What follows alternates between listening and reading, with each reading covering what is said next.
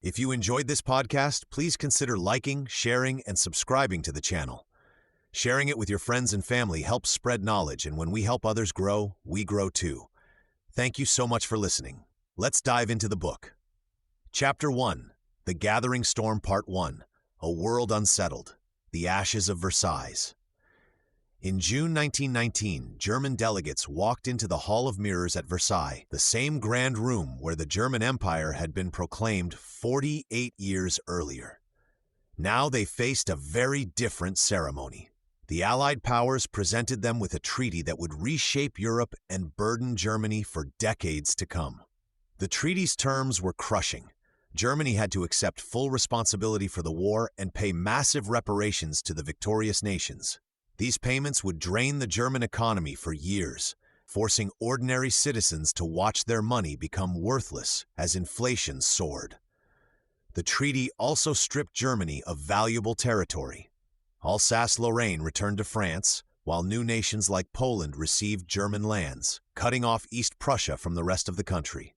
Military restrictions humiliated the proud German officer class. The army was limited to just 100,000 men, barely enough for basic defense. Germany could build no tanks, military aircraft, or submarines. The Rhineland, Germany's industrial heartland, would remain occupied by Allied troops for 15 years.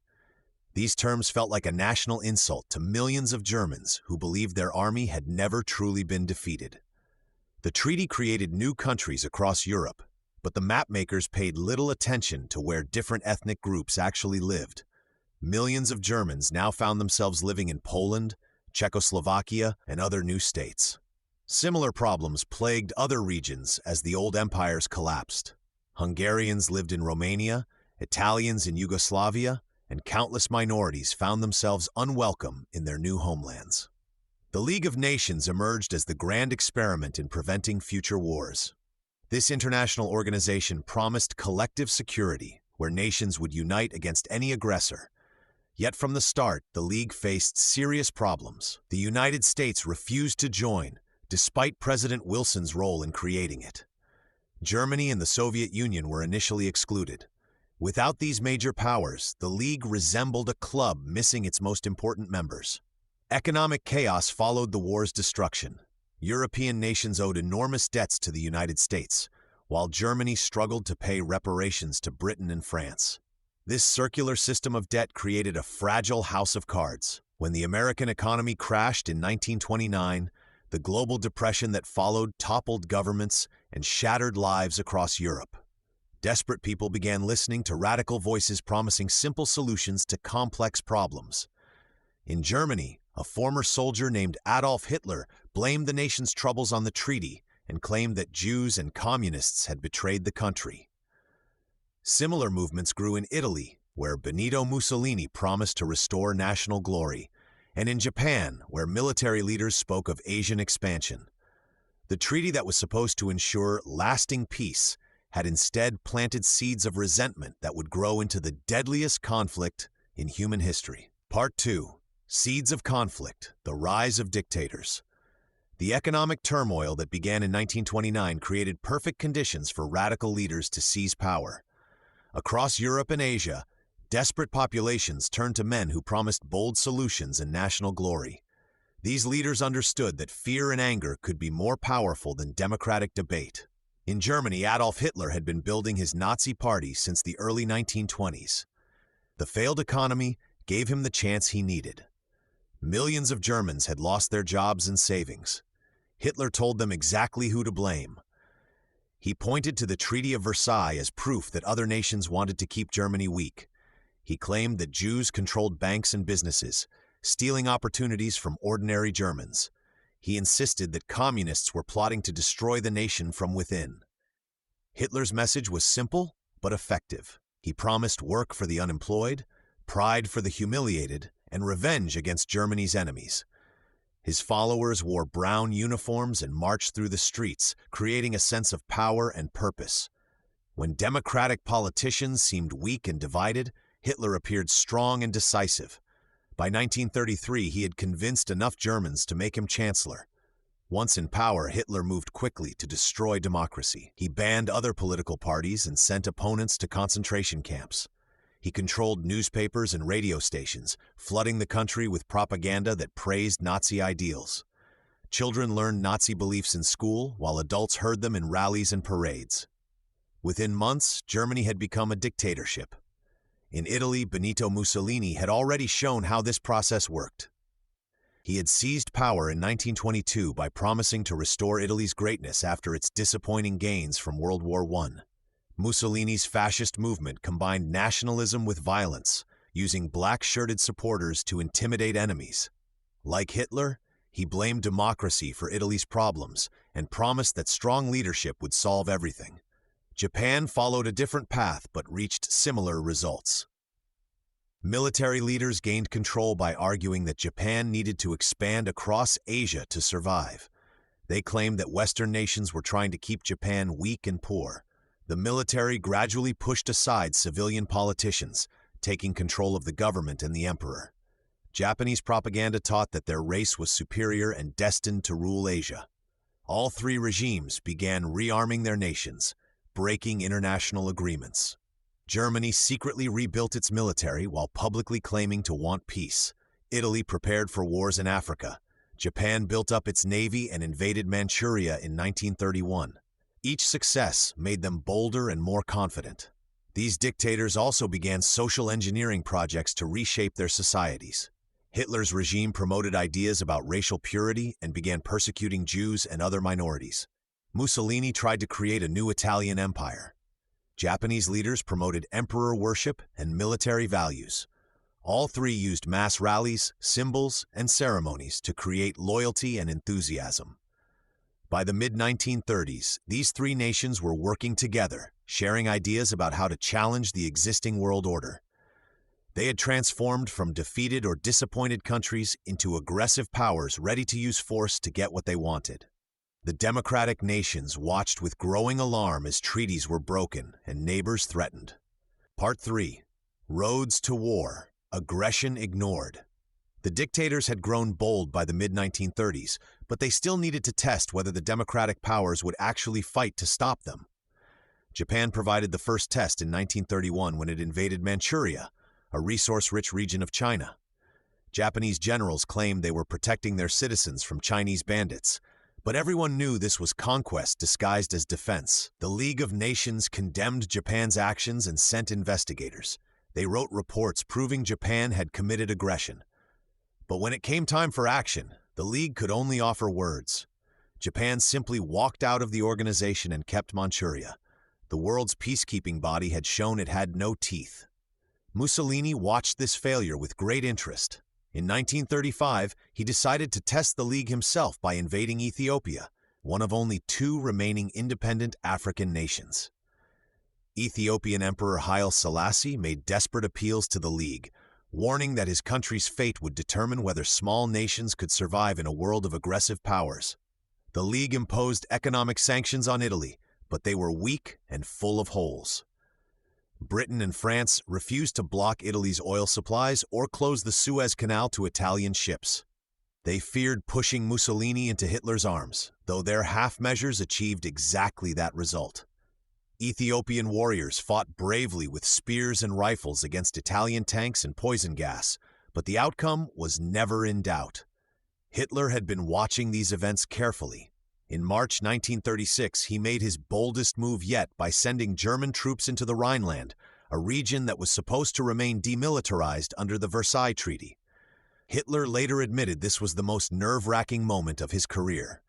If France had resisted, he would have withdrawn immediately. But France was in political chaos, changing governments every few months. Britain saw the Rhineland as Germany's backyard and felt no obligation to fight over it.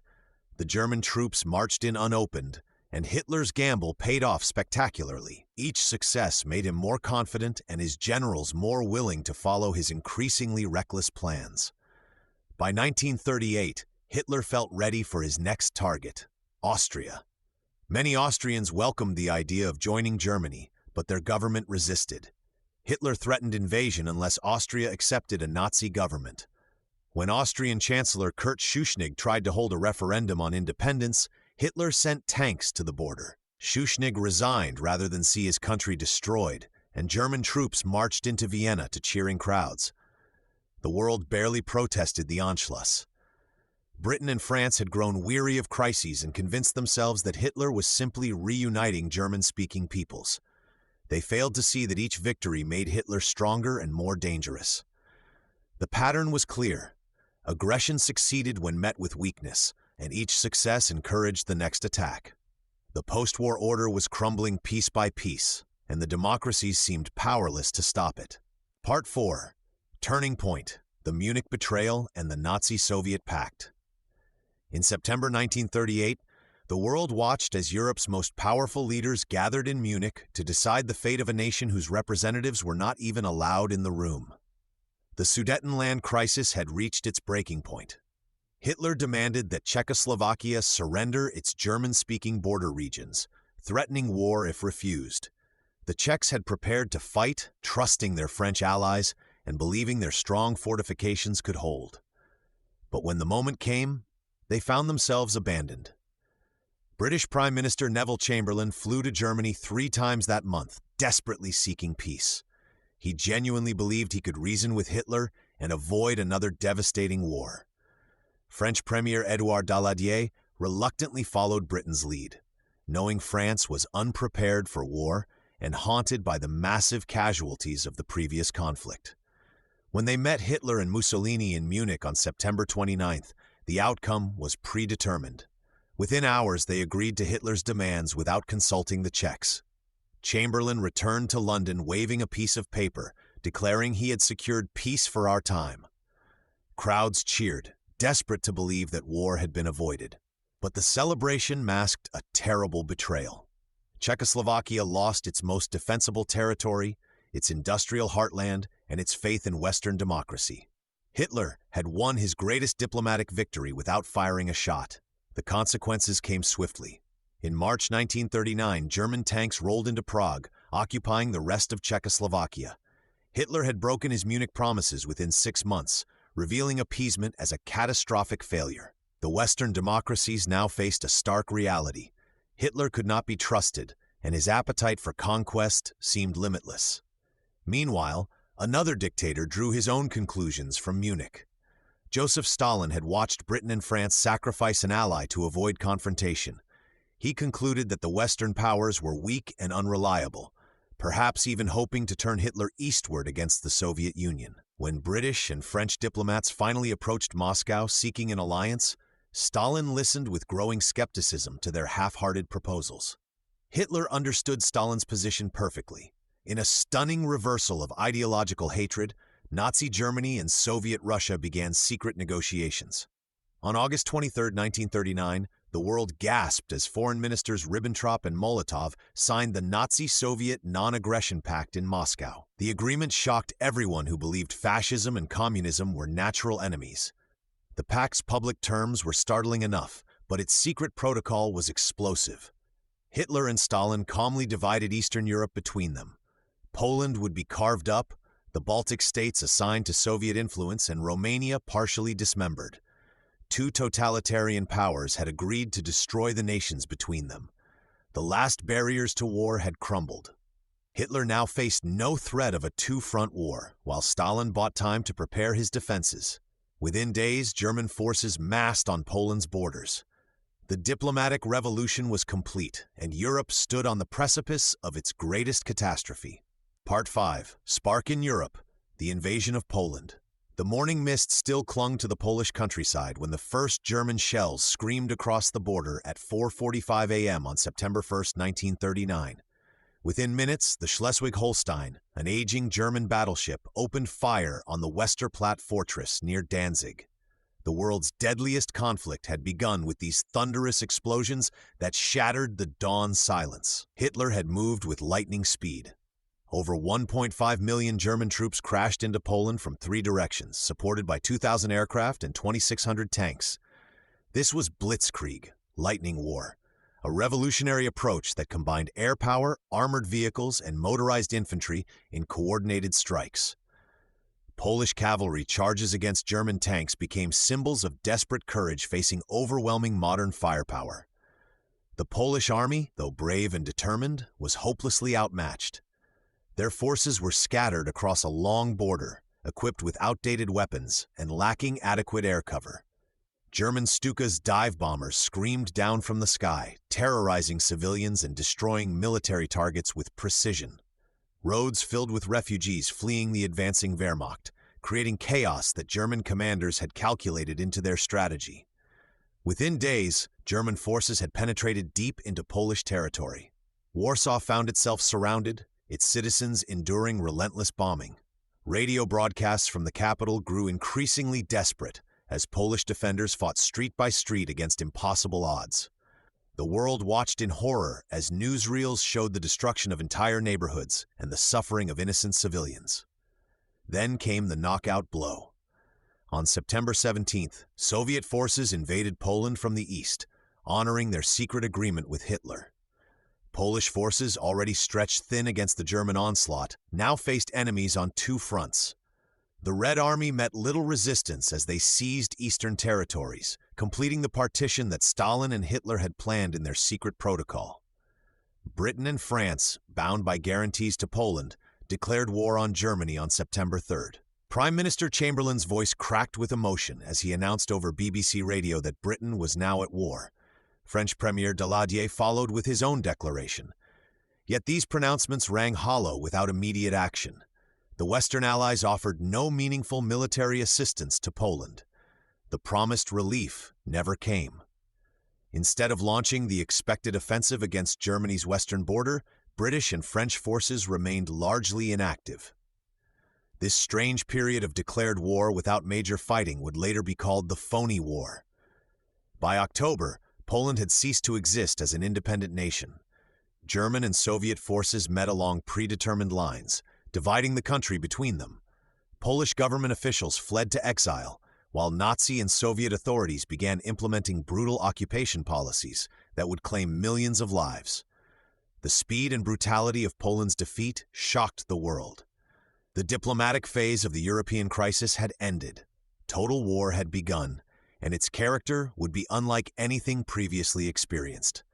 The stage was now set for a conflict that would consume continents and reshape human civilization. Chapter 2, Axis Ascendant Part 1, Blitzkrieg Unleashed, The Fall of France in the Low Countries. Dawn broke over Europe on April 9, 1940, as German forces launched a coordinated assault that would forever change how wars were fought. The Wehrmacht had perfected a new style of warfare they called Blitzkrieg, lightning war. This wasn't the slow, grinding battles of World War I. Instead, tanks, planes, and motorized infantry moved together at breathtaking speed, smashing through enemy lines before defenders could react. Denmark fell in 6 hours. The small nation woke to find German paratroopers landing at key airfields while ships sailed into Copenhagen harbor. By afternoon, Danish resistance had crumbled. Norway proved more challenging, but German warships had already seized major ports along the coast. British and French forces rushed to help, but they arrived too late and with too little coordination. Within 2 months, Norway belonged to Germany, securing vital iron ore supplies and naval bases that threatened British shipping routes. The real test came on May 10, 1940. While Allied forces expected a repeat of World War I's Western Front, German generals had other plans. Their panzer divisions crashed through the Ardennes forest in Belgium, a region the French had deemed impassable for tanks. The surprise was complete. Within days, German armored spearheads had broken through French lines and were racing toward the English Channel. French commanders, trained in the methodical warfare of the previous generation, couldn't adapt to this lightning pace. Their armies were still moving into defensive positions when German tanks appeared in their rear. Communications broke down. Orders arrived hours after situations had changed. Panic spread through the ranks as ancient military doctrines crumbled against modern warfare. The British Expeditionary Force found itself trapped near the Belgian coast at Dunkirk. With German panzers closing in from the south and the sea at their backs, evacuation seemed impossible. Yet Operation Dynamo began on May 26, a desperate attempt to rescue the trapped soldiers.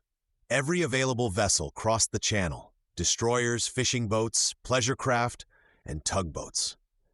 Under constant air attack, these ships ferried over 338,000 British and French troops to safety. The miracle of Dunkirk saved an army, but left behind all heavy equipment. France's collapse accelerated. The Maginot Line, that expensive chain of fortifications along the German border, proved useless when enemies approached from behind.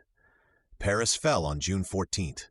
The French government fled south, then split apart. Marshal Philippe Pétain signed an armistice on June 22, 1940, exactly where Germany had surrendered in 1918, in the same railway car. Germany now controlled northern France directly, while Petain's Vichy regime administered the south. In 6 weeks, the Wehrmacht had accomplished what Kaiser Wilhelm's armies couldn't achieve in 4 years. The French Third Republic was dead, and Hitler stood triumphant from the Atlantic to Poland. This stunning victory sent shockwaves around the world. If France, with its massive army and famous military tradition, could fall so quickly, who could stop the German war machine? Britain stood alone across the Channel, facing an enemy that seemed unstoppable. Part 2. Britain stands alone. The Battle of Britain and the Blitz. Winston Churchill stood at the window of 10 Downing Street, watching smoke rise from London's docks. It was July 1940, and Britain faced its darkest hour.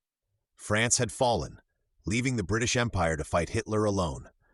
Across the English Channel, German armies prepared for Operation Sea Lion, the invasion of Britain. Churchill knew that survival depended on one crucial factor: control of the skies. Without air superiority, German landing craft would cross the Channel unopposed. The Royal Air Force's Fighter Command became Britain's shield, with young pilots in Hurricanes and Spitfires standing between freedom and tyranny. Hermann Göring's Luftwaffe launched its assault in earnest during July. German bombers, escorted by fighters, targeted RAF airfields across southern England. The plan was simple: destroy Britain's air defenses, then invade. But the Germans underestimated their opponents. British radar stations dotted the coastline like electronic sentries. These towers could detect incoming aircraft from miles away, giving Fighter Command precious minutes to scramble their pilots. Air Chief Marshal Hugh Dowding used this advantage brilliantly, directing his limited forces to intercept German formations before they reached their targets. The pilots who answered the call came from across the globe. British, Polish, Czech, Canadian, Australian, and New Zealand airmen fought side by side. Many Polish pilots, driven by fierce hatred for the Nazis who had destroyed their homeland, became some of the most effective fighters. These men, barely out of their teens, faced overwhelming odds with remarkable courage. Day after day, the battle raged above the English countryside. German bombers fell from the sky, but so did precious RAF fighters. Pilot losses mounted alarmingly. Young men took off in the morning and never returned for tea. Those who survived landed, refueled, and took off again within hours. By September, the RAF was stretched to breaking point. Then Hitler made a crucial mistake. Enraged by a British bombing raid on Berlin, he shifted the Luftwaffe's focus from military targets to London itself. The Blitz had begun. Every night, German bombers darkened London's skies. Civilians huddled in underground stations, transforming subway platforms into makeshift shelters. Children slept on railway platforms while bombs exploded overhead. The East End, with its crowded tenements and vital docks, suffered terribly. But London refused to break. Bus drivers navigated crater-filled streets. Office workers swept glass from their desks and continued working. Firefighters battled blazes that lit the sky orange. This resilience surprised the Germans, who expected civilian morale to collapse. The shift to terror bombing gave Fighter Command time to recover. Fresh pilots arrived from training schools across the Commonwealth. Aircraft factories, many run by women workers, produced new fighters faster than expected. By October, German losses had become unsustainable. Hitler postponed Sea Lion indefinitely. For the first time since 1939, Nazi Germany had failed to achieve its objectives. Britain remained free, providing a base for future operations against Fortress Europe. Part 3. Mediterranean Gambits. War in North Africa and the Balkans. While Britain fought for survival in the skies above London, Mussolini saw opportunity in the Mediterranean. The Italian dictator believed his moment had arrived to build a new Roman Empire. With France defeated and Britain seemingly weakened, he launched his forces southward into Egypt from Libya in September 1940. The Italian 10th Army, numbering over 200,000 men, advanced 60 miles into Egypt before stopping at Sidi Barrani to build fortified camps. The British response came swiftly and devastatingly. General Richard O'Connor commanded only 30,000 men, but they were experienced desert fighters. In December 1940, his Western Desert Force struck the scattered Italian positions. What began as a limited raid became a complete rout. Italian soldiers surrendered in masses, often outnumbering their British captors. Within 2 months, O'Connor's forces had advanced 500 miles, captured 130,000 prisoners, and destroyed 10 Italian divisions. The disaster forced Hitler's hand. Germany could not afford to lose its only major ally or allow British forces to threaten southern Europe. In February 1941, the Africa Corps arrived in Tripoli under General Erwin Rommel. This brilliant tank commander immediately went on the offensive, pushing British forces back across the desert. For the next 2 years, the Western Desert became a testing ground where mechanized armies fought across vast emptiness under scorching sun. Meanwhile, Mussolini's ambitions created another crisis. In October 1940, Italian forces invaded Greece from Albania, expecting quick victory. Instead, Greek defenders not only stopped the invasion but counterattacked, driving Italians back into Albania. British forces began arriving to support Greece, threatening to open a Balkan front against the Axis. Hitler could not tolerate this threat to his southern flank. German forces poured into the Balkans in spring 1941. Yugoslavia fell in 11 days after its government was overthrown in a pro-British coup. Greece collapsed within 3 weeks, despite fierce resistance and British support. German paratroopers captured Crete in May after suffering heavy casualties, marking the last major German airborne operation of the war. These Mediterranean campaigns achieved tactical success but created strategic problems for Germany. The Balkan intervention delayed Operation Barbarossa by crucial weeks, pushing the invasion of Russia into late spring. Resources that might have been concentrated against Britain or prepared for Russia were scattered across North Africa and the Balkans. The Africa Corps, though effective, remained isolated and undersupplied, fighting a war that Germany could never fully commit to winning.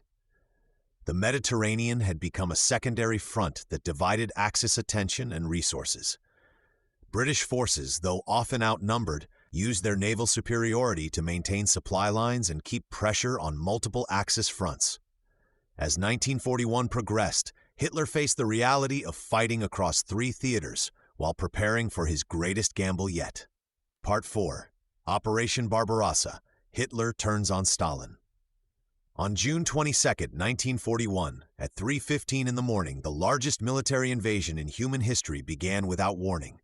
Along a front stretching nearly 2,000 miles from the Baltic Sea to the Black Sea, over 3 million German soldiers crossed into Soviet territory. Hitler had finally made his fateful decision to betray his former ally Stalin and open the dreaded Second Front that Germany's generals had long feared. The German war machine that rolled eastward was truly massive. 3 army groups, supported by 3,000 tanks, 7,000 artillery pieces, and 2,500 aircraft, smashed through Soviet border defenses with devastating effectiveness.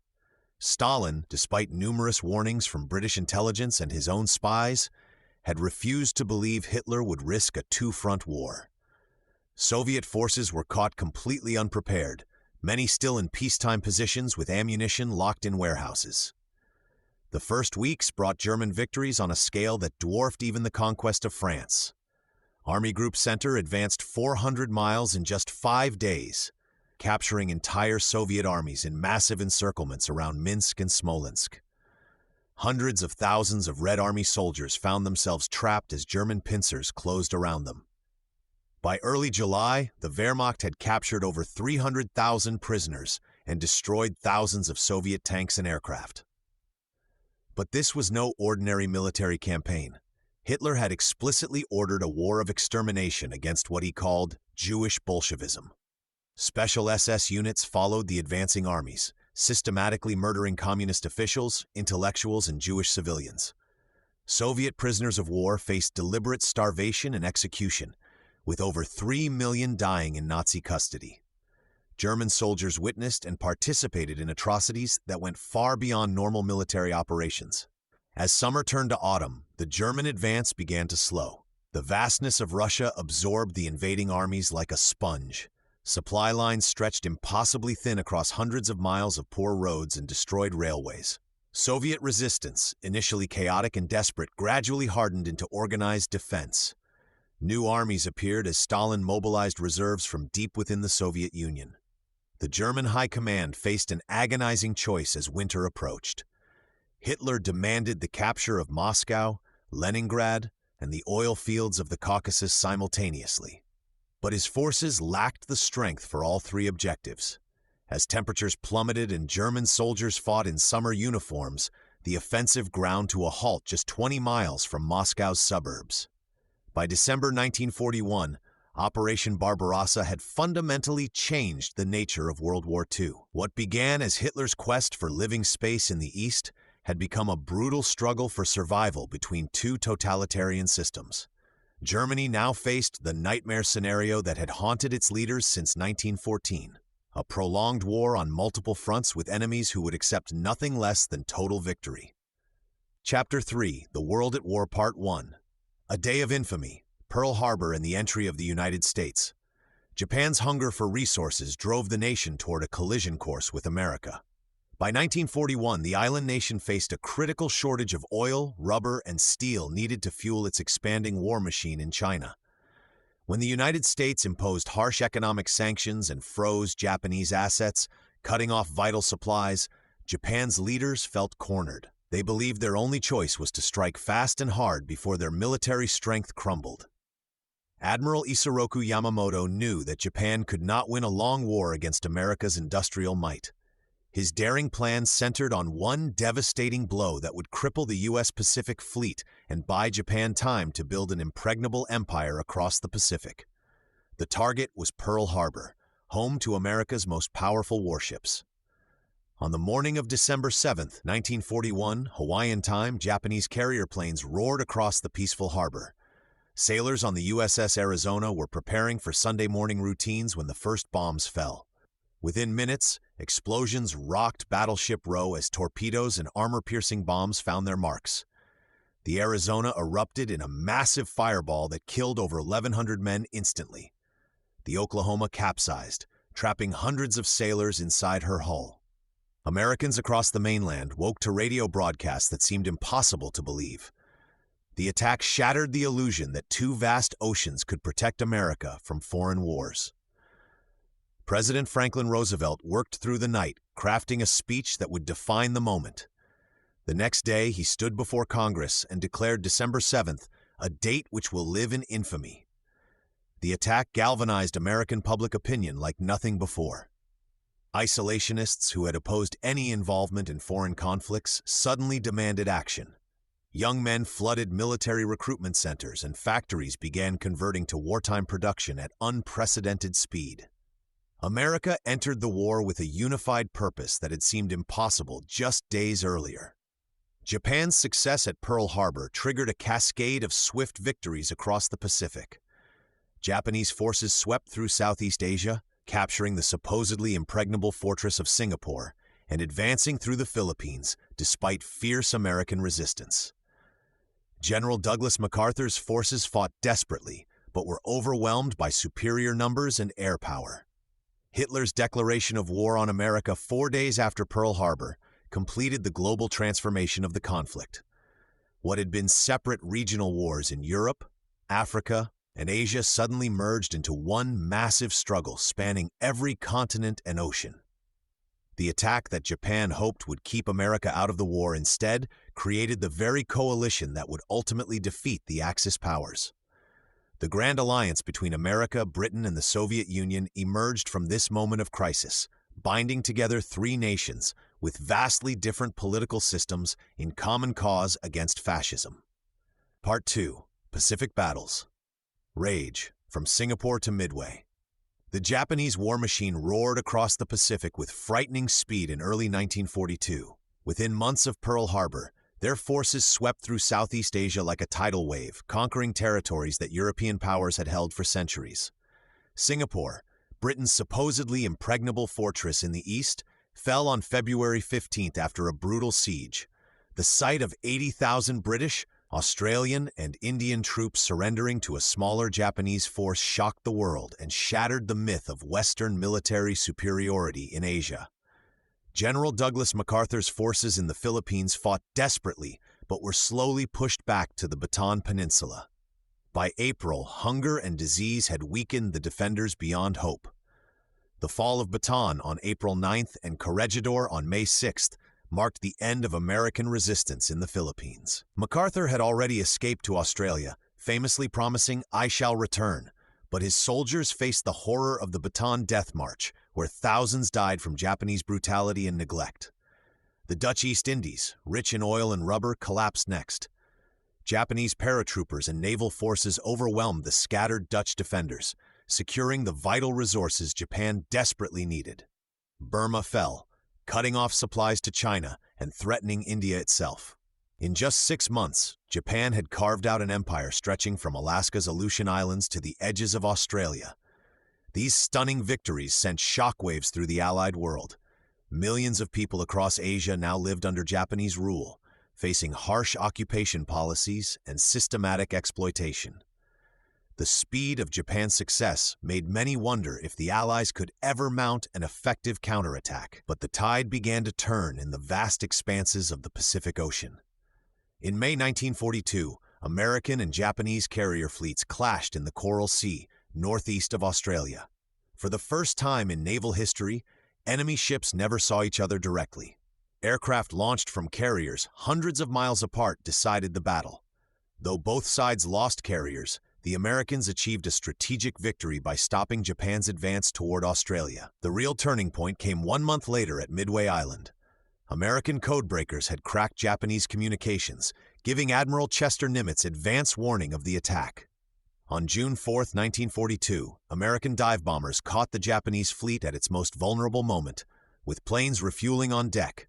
In 5 minutes, 3 Japanese carriers burst into flames.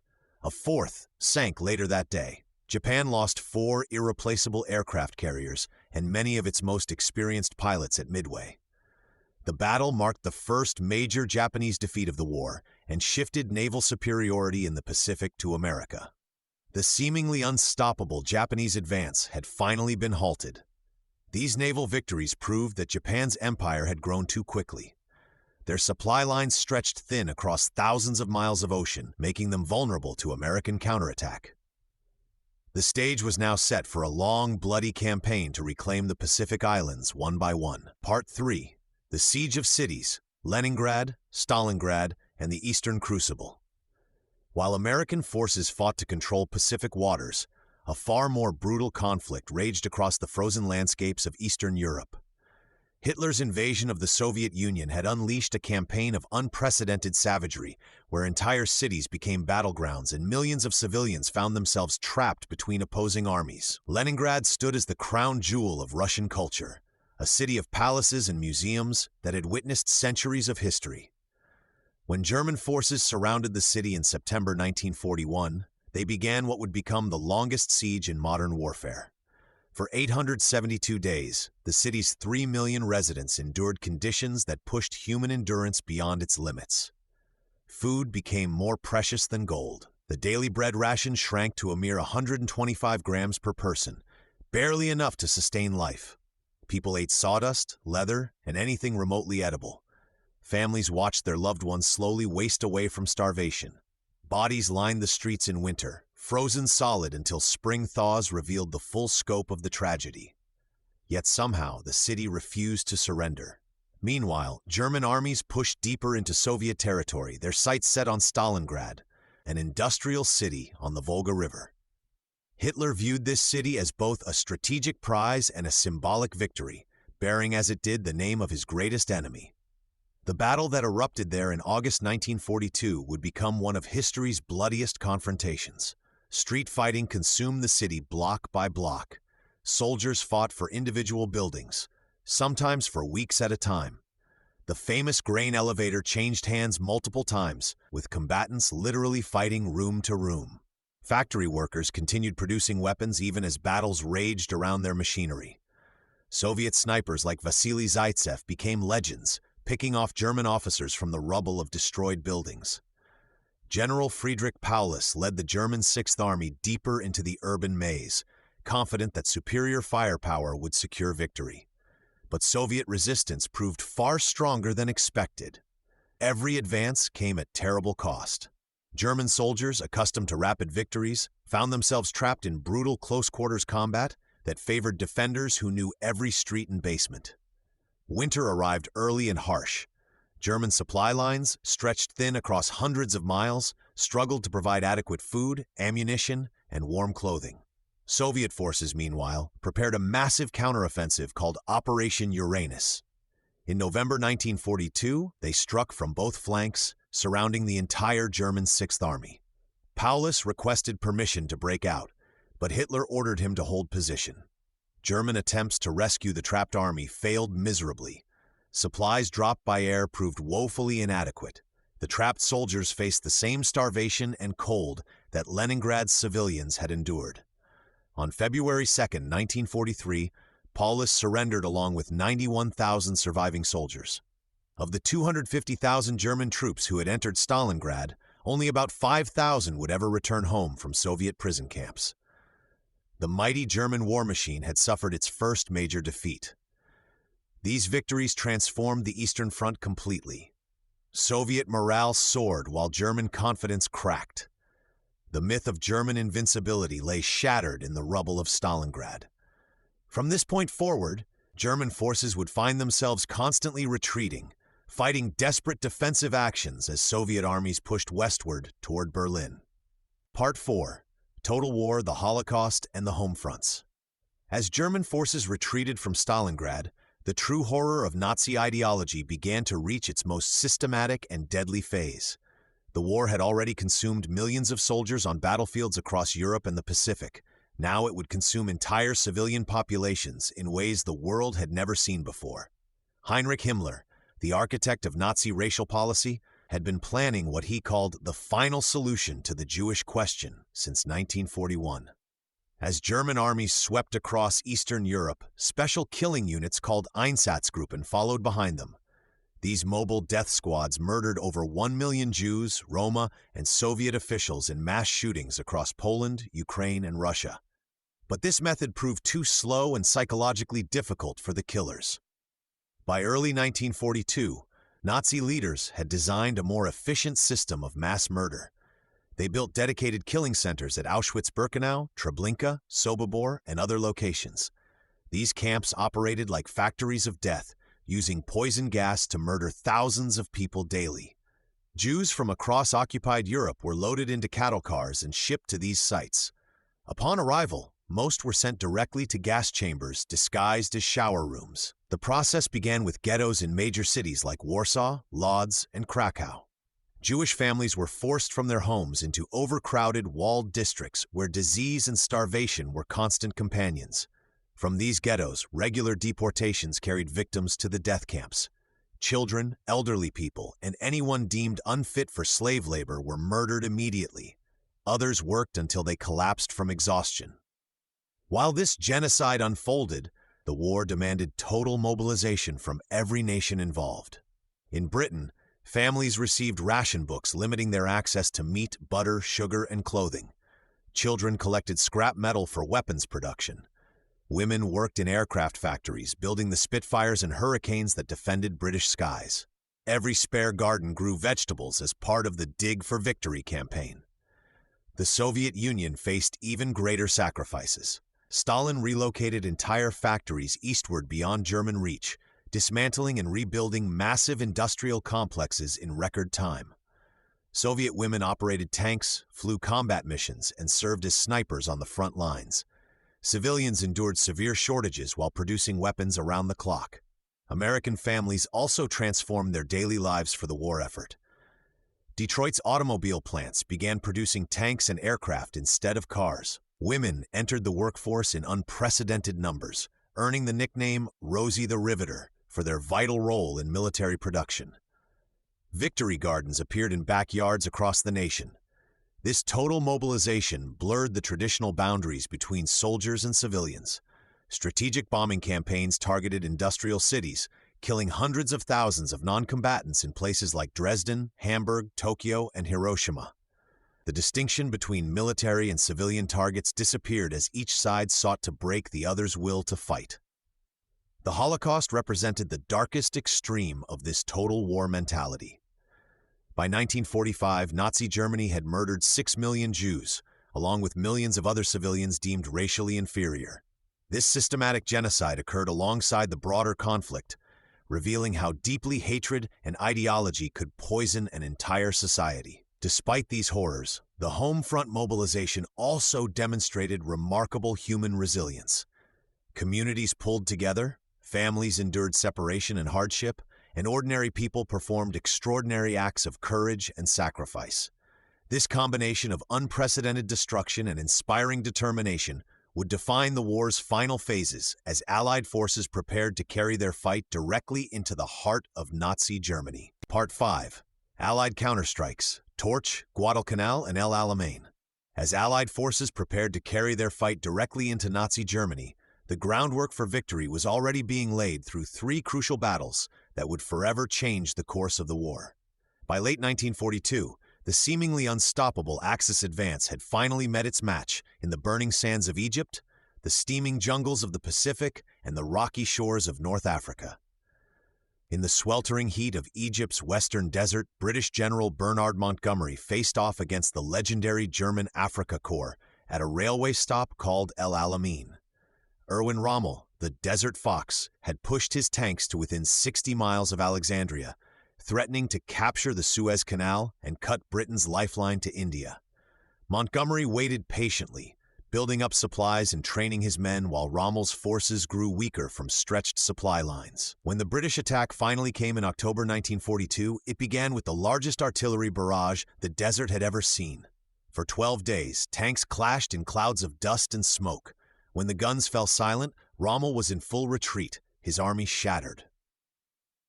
Churchill later wrote that before El Alamein, Britain never had a victory, and after El Alamein, never had a defeat.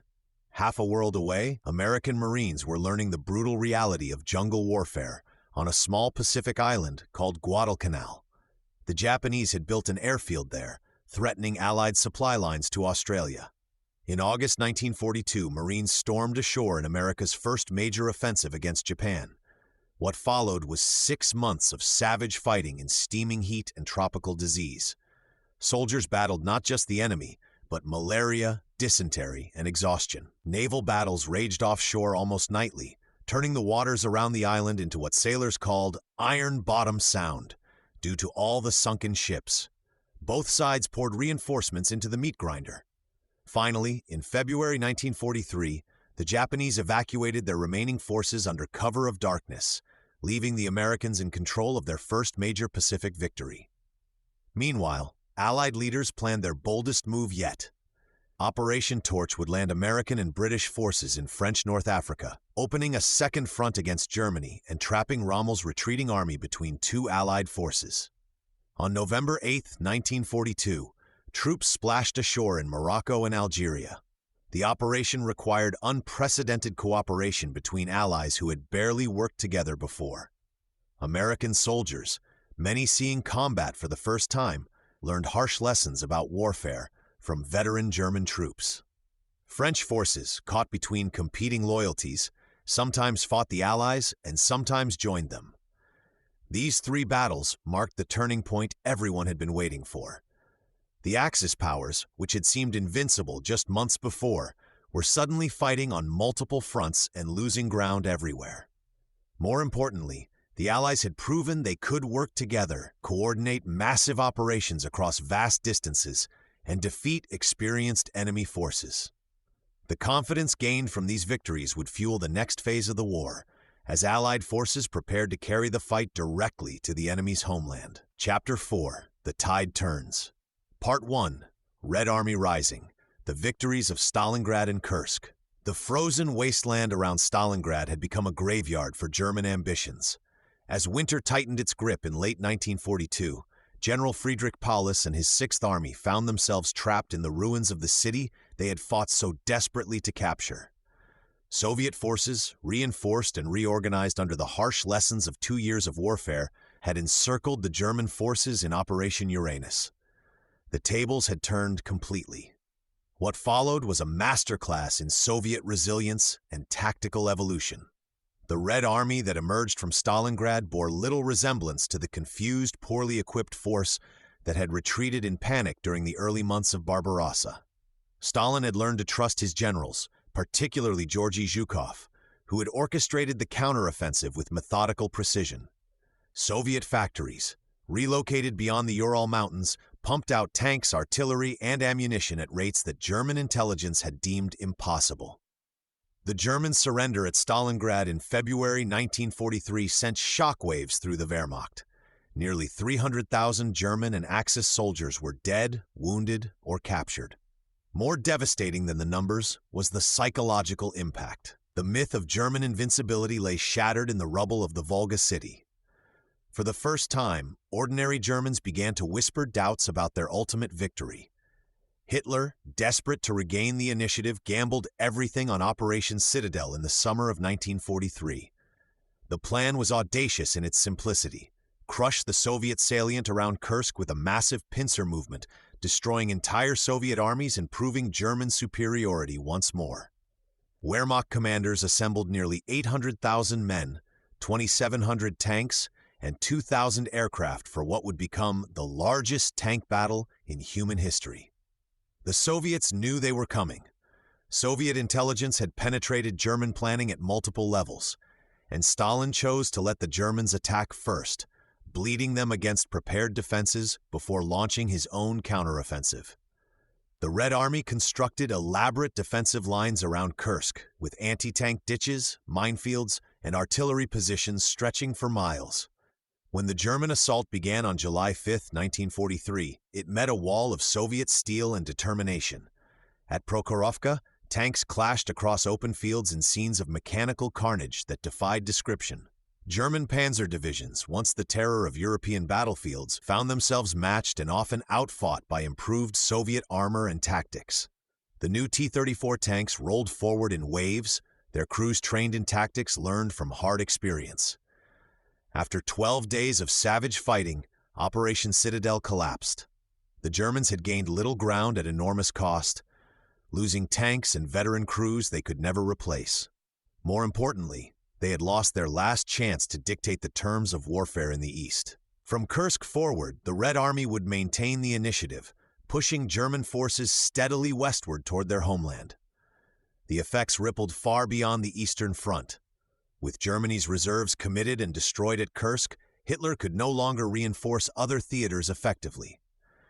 Allied landings in Sicily proceeded with reduced German resistance, and Wehrmacht units across Europe found themselves stretched impossibly thin. The Red Army's advance had begun in earnest, and nothing would stop it now. Part 2. Mediterranean Collapse, the Fall of Mussolini and Italy's Surrender. With Germany's precious reserves shattered at Kursk, Hitler faced a crisis he could no longer ignore. His armies were stretched beyond breaking point, and the Mediterranean had become dangerously exposed. The Allies sensed this weakness and struck hard at Italy, the softest target in Fortress Europe. On July 10, 1943, Allied forces stormed ashore in Sicily. British and American troops, battle-hardened from North Africa, met surprisingly light resistance from demoralized Italian defenders. The German units present fought fiercely, but they were too few to hold the entire island. Within weeks, Sicily fell, and Allied bombers began pounding targets across mainland Italy. The shock waves reached Rome immediately. Mussolini, once Hitler's proud partner, had become a liability his own government could no longer tolerate. On July 25th, the Italian Grand Council voted him out of power. King Victor Emmanuel ordered his arrest, and Italy began secret negotiations with the Allies. The fascist empire that had strutted across the Mediterranean was crumbling from within. Hitler reacted with typical ruthlessness. German troops poured across the Alpine passes, seizing control of northern and central Italy before the Italians could fully switch sides. When Italy officially surrendered on September 8, 1943, Wehrmacht forces were already in position. They disarmed Italian units, seized their equipment, and established defensive lines across the peninsula. The Allies soon discovered that conquering Italy would be far bloodier than expected. German Field Marshal Kesselring transformed the mountainous terrain into a fortress, using every ridge and river as a defensive barrier. When Allied forces landed at Salerno in September, they met devastating resistance. German counterattacks nearly drove them back into the sea, and only massive naval gunfire support saved the beachhead. The campaign became a grinding nightmare of mud, mountains, and mines. Each German position had to be taken at enormous cost. The monastery at Monte Cassino became a symbol of this brutal warfare. Allied forces attacked the ancient hilltop stronghold repeatedly through the winter of 1943-44, suffering terrible casualties against German paratroopers who turned every room into a fortress. Meanwhile, German commanders installed Mussolini as head of a puppet state in northern Italy, calling it the Italian Social Republic. This phantom government controlled little beyond what German bayonets could hold, but it gave legitimacy to continued resistance. Italian partisans emerged to fight both Germans and fascists, turning occupied Italy into a three-way battleground. The Italian campaign achieved exactly what Allied strategists hoped. Hitler was forced to commit 25 divisions to defend the peninsula, troops desperately needed on other fronts. Every German soldier pinned down in Italian mountains was one less defending the Atlantic Wall or fighting the Red Army. As Allied forces slowly ground their way toward Rome, they were bleeding Germany white, division by precious division, preparing the stage for even greater battles to come. Part 3. Overlord, D-Day, and the Liberation of France. As German divisions battled Allied forces through the mountains of Italy, a far greater operation was taking shape across the English Channel. In bomb-damaged British cities and hidden military bases, Allied commanders were planning the largest seaborne invasion in human history. The stakes could not have been higher. Stalin had been demanding a second front for 2 years, and the fate of Nazi-occupied Europe hung in the balance. General Dwight Eisenhower carried the enormous burden of command. This Kansas farm boy turned supreme Allied commander had to coordinate American, British, Canadian, and Free French forces into a single fighting machine. The logistics alone were staggering. Over 3 million men needed to be assembled, trained, equipped, and transported across dangerous waters. Thousands of ships, planes, and landing craft had to be built and positioned. Everything depended on weather, tides, and keeping the Germans guessing about where the blow would fall. The deception campaign proved as crucial as the military preparations. Allied intelligence created an entire Phantom Army group under General George Patton, complete with inflatable tanks and fake radio traffic. They wanted Hitler to believe the invasion would come at Calais, the shortest crossing point. French resistance fighters risked their lives gathering intelligence about German defenses, while Allied bombers systematically destroyed bridges and rail lines throughout northern France. The Germans knew an invasion was coming, but not when or where. June 6, 1944 dawned gray and stormy. Paratroopers had already jumped behind enemy lines in the darkness, seizing bridges and crossroads. As dawn broke, the largest naval armada ever assembled approached the Normandy beaches. Over 150,000 men would land that day, facing withering fire from German positions. At Omaha Beach, American soldiers struggled through surf red with blood. British and Canadian forces battled inland from Gold, Juno, and Sword beaches. By nightfall, the Allies had their foothold. The fighting that followed tested every man involved. Norman hedgerows, ancient earthen barriers between fields, became deadly obstacles. German defenders turned each field into a fortress. American forces had to develop new tactics, using explosives to blast through hedgerows, while tanks provided cover. The battle for Caen dragged on for weeks as British forces faced determined German resistance. Field Marshal Rommel knew that if the Allies could break out of Normandy, nothing could stop their advance to Germany. The breakthrough came in August. American forces finally punched through German lines near St. Lo, racing across the Norman countryside. German armies found themselves trapped in a deadly pocket near Falaise as Allied forces closed in from multiple directions. Thousands of German soldiers surrendered, their equipment abandoned in desperate retreat. On August 25th, Free French forces led by General Philippe Leclerc entered Paris to scenes of wild celebration. The City of Light was free after 4 years of occupation. The success of Operation Overlord transformed the war. Hitler now faced the nightmare scenario of fighting on two fronts, with Soviet armies advancing from the east and Allied forces pushing toward Germany from the west. The liberation of France proved that Nazi Germany could be defeated, giving hope to millions still under occupation while bringing the Third Reich one step closer to its final collapse. Part 4. Advance and Retaliation. The Battle of the Bulge and Strategic Bombing. As 1944 drew to a close, Hitler prepared one final gamble to turn the tide of war. The Allied advance had stalled along Germany's western border, giving the German High Command a brief window to strike back. Hitler concentrated his last reserves for a massive counteroffensive through the Ardennes forest, the same route German forces had used to stunning effect in 1940. On December 16, 1944, German artillery erupted along an 80-mile front in Belgium and Luxembourg. 3 German armies, totaling over 200,000 men and 600 tanks, smashed into thinly held American positions. The surprise was complete. Many American units, caught completely off guard during what they thought was a quiet sector, found themselves surrounded or retreating in chaos through the snow-covered forests. The weather worked in Germany's favor. Thick clouds grounded Allied aircraft, while German tanks pushed forward in temperatures dropping well below freezing.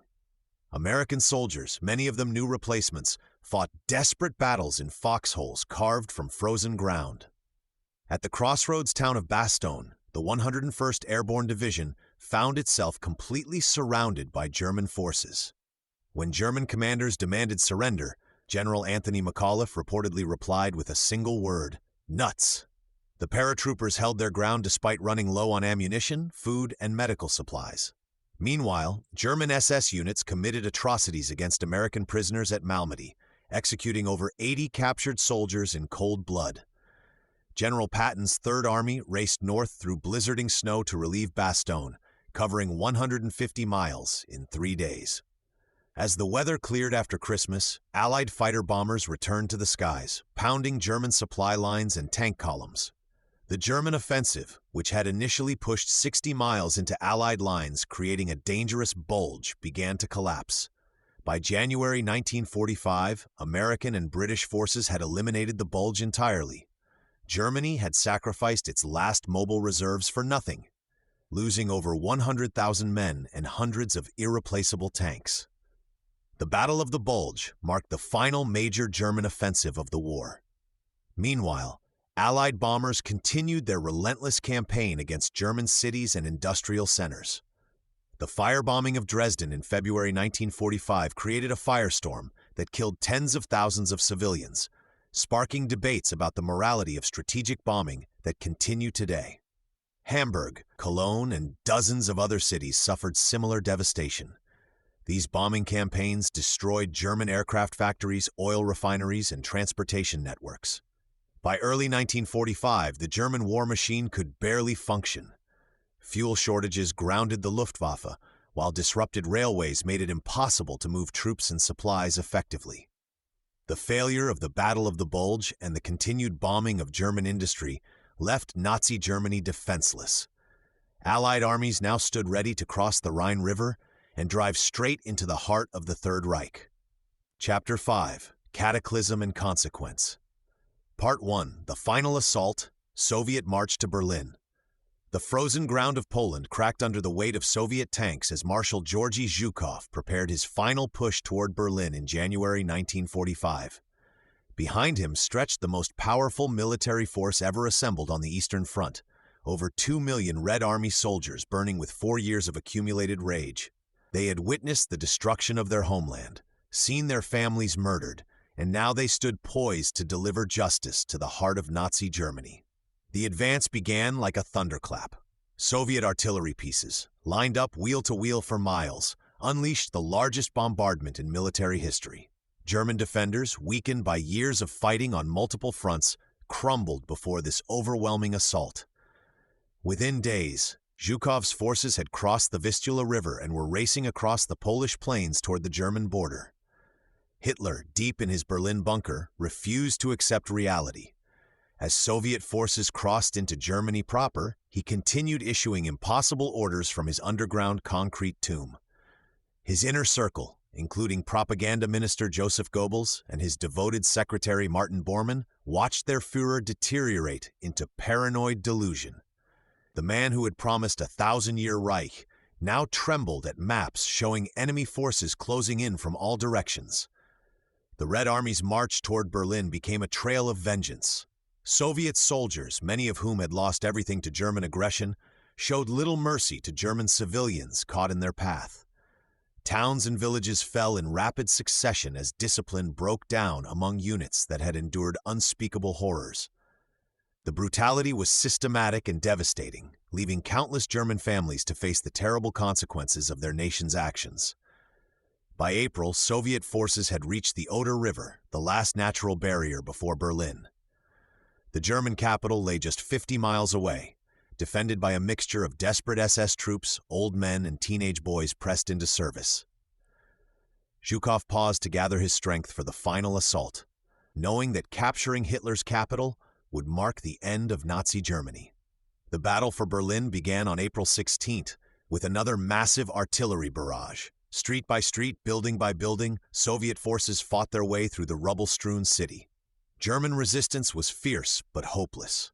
In his bunker, Hitler celebrated his 56th birthday, while the sound of Soviet artillery grew closer each day. As enemy forces closed in, Hitler's world collapsed entirely. On April 30th, 1945, rather than face capture, he took his own life alongside his new wife, Eva Braun. Goebbels followed suit the next day, murdering his own children before killing himself and his wife. The Nazi leadership that had promised eternal glory chose death over facing the consequences of their actions. On May 8, 1945, German military leaders signed an unconditional surrender. Church bells rang across Europe as news of Victory in Europe Day spread. The Third Reich, which Hitler had boasted would last a millennium, had crumbled after just 12 years. The most devastating war in human history was finally over in Europe, leaving behind a continent transformed by unimaginable destruction and the promise of a completely new world order. Part 2. Pacific Firestorm, Iwo Jima, Okinawa, and the Battle for Japan. While Europe celebrated the end of Nazi tyranny, a different and equally brutal war continued to rage across the Pacific Ocean. American forces faced a Japanese enemy that showed no signs of surrender, fighting with a desperation that would cost hundreds of thousands of lives in the war's final chapter. The volcanic island of Iwo Jima became a symbol of this Pacific nightmare in February 1945. Just 8 square miles of black sand and rocky terrain, the island seemed insignificant on any map, but its location made it crucial for American bombers targeting Japan's homeland. The Japanese understood this perfectly and transformed every cave and tunnel into a fortress. General Tadamichi Kurabayashi commanded the Japanese defense with grim determination. Unlike other commanders who had launched futile charges, he ordered his men to fight from underground positions until death. Every American step forward would cost blood.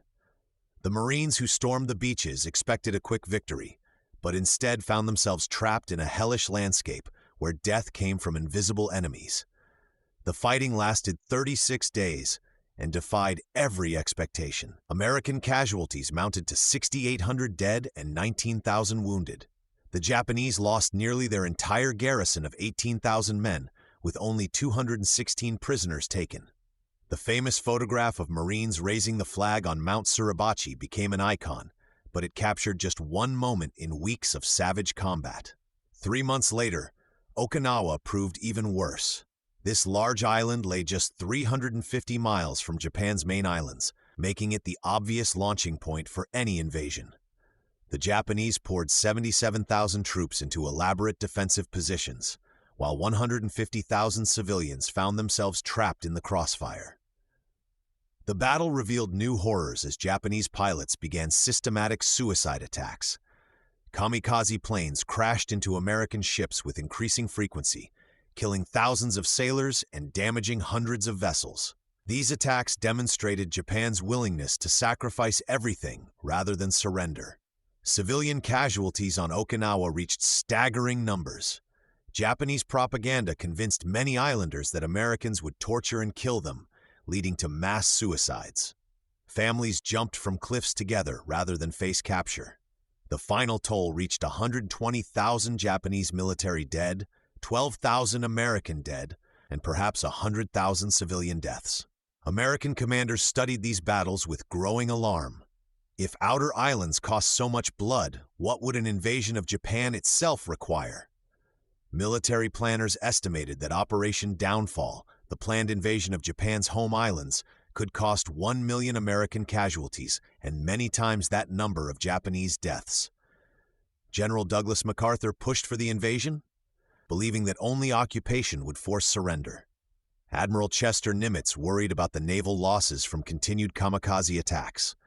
General Curtis LeMay argued that continued bombing could break Japanese resistance without invasion. These debates reached President Harry Truman's desk as he weighed impossible choices. The battles of Iwo Jima and Okinawa had proven that Japan would fight to the last person, turning every street and building into a battlefield. The question was no longer whether Japan could be defeated, but at what cost. Part 3. The Atomic Decision: Hiroshima, Nagasaki, and Japan's Surrender. By the summer of 1945, President Harry Truman faced the most momentous decision in human history. The Manhattan Project, America's secret atomic weapons program, had successfully tested a nuclear device in the New Mexico desert on July 16th.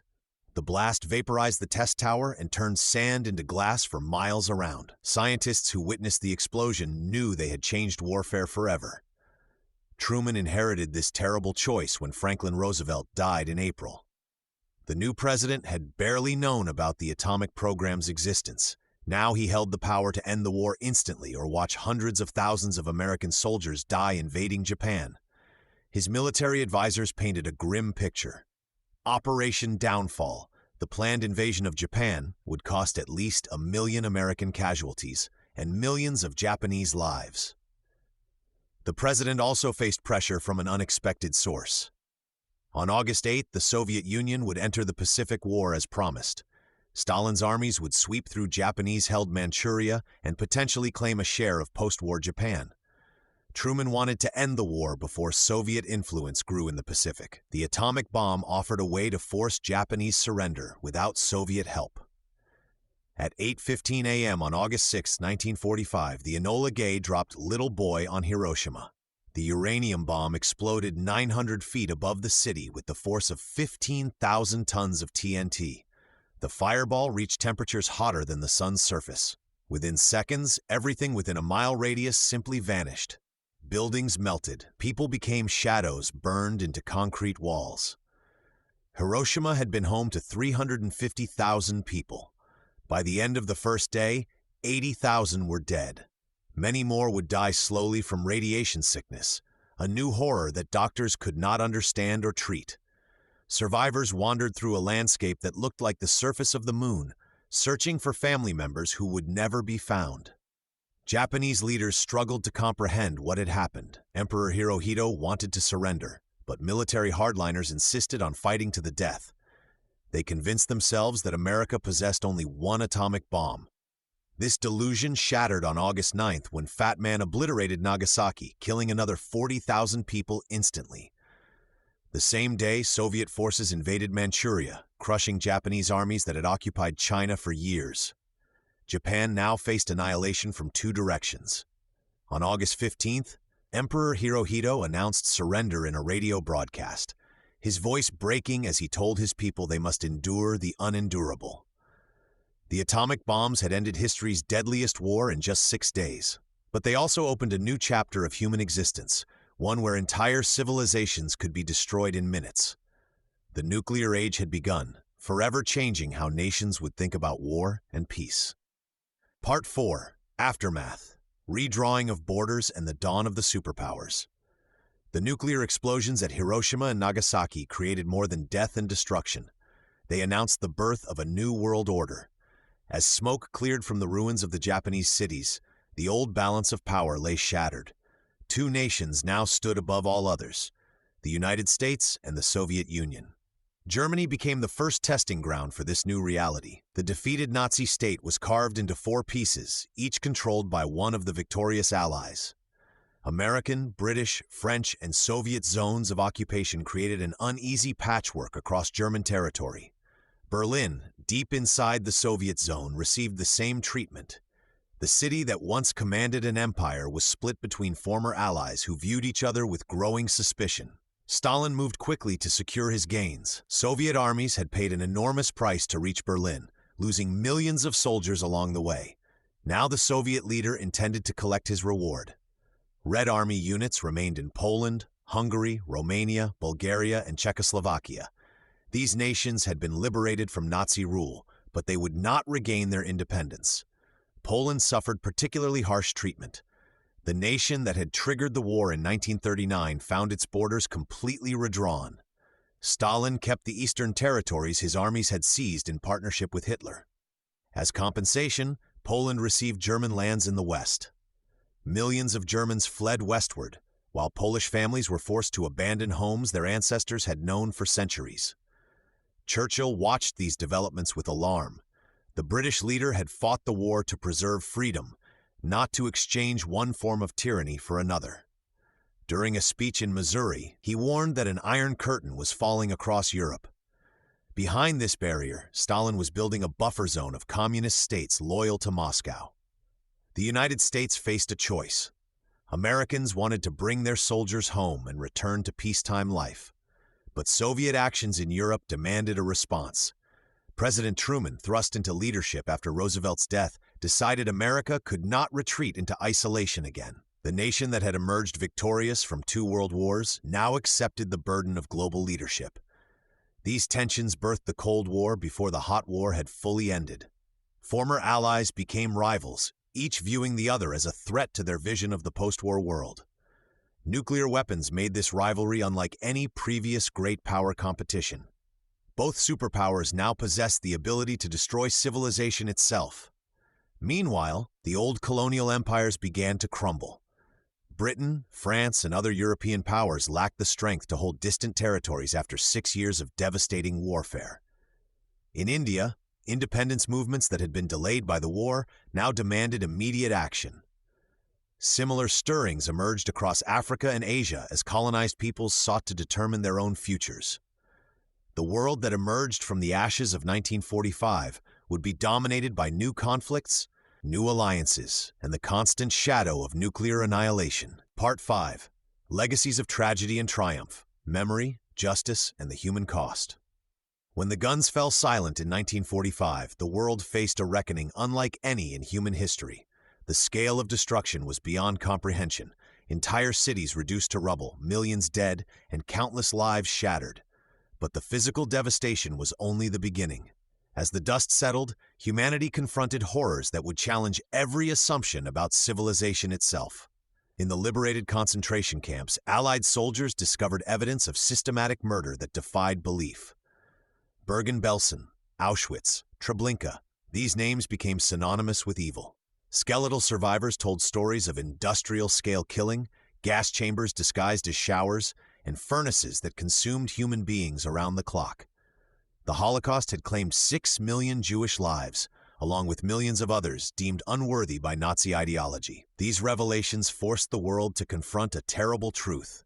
Genocide was not just possible in the modern age, but had been executed with chilling efficiency. The pursuit of justice began immediately. In November 1945, 21 Nazi leaders sat in the dock at Nuremberg, facing charges for crimes against peace, war crimes, and crimes against humanity.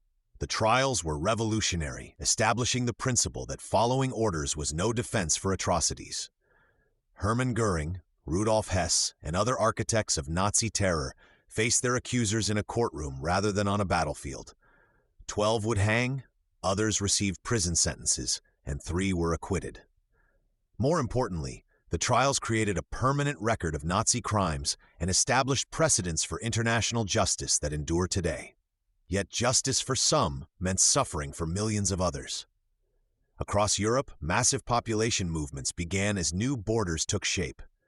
Germans fled westward from lands they had called home for generations. Poles moved into territories formerly German. Ukrainians, Balts, and countless others found themselves stateless, their homelands absorbed by the Soviet Union. Displaced persons camps housed over 1 million refugees who had no country to return to. Families were torn apart, communities erased, and entire ethnic groups uprooted in the largest forced migration in human history. The psychological wounds ran deeper than any physical reconstruction could heal. Soldiers returned home carrying invisible scars from battles fought in jungles, deserts, and bombed cities. Civilians who had endured years of occupation, bombing, and starvation struggled to rebuild not just their homes, but their faith in humanity. Children who had known only war faced the challenge of learning to live in peace. The trauma echoed through generations, shaping families and communities for decades to come. Different nations processed their wartime experiences in vastly different ways. Americans celebrated their role as liberators, while Germans began the long process of acknowledging their complicity in Nazi crimes. The Soviet Union emphasized its massive sacrifices while concealing Stalin's own atrocities. France grappled with the painful reality of collaboration alongside resistance.